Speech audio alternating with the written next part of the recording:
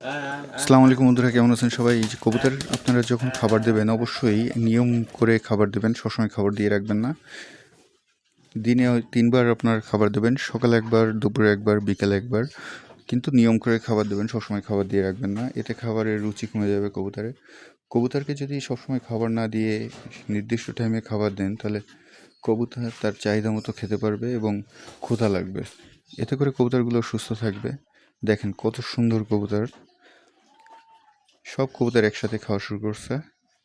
আপনারা অবশ্যই নিয়ম করে কবুতরকে খাবার দেবেন এবং যেটা সবচেয়ে প্রয়োজনীয় বিষয়, কবুতরকে গোসল করার জন্য অবশ্যই পানি দেবেন এবং নির্দিষ্ট সময়।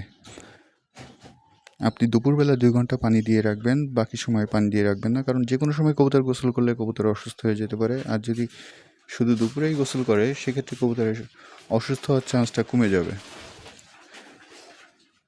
ধন্যবাদ সবাইকে। ভিডিওটি ভালো লাগলে চ্যানেলটি সাবস্ক্রাইব করে সাথে থাকবেন।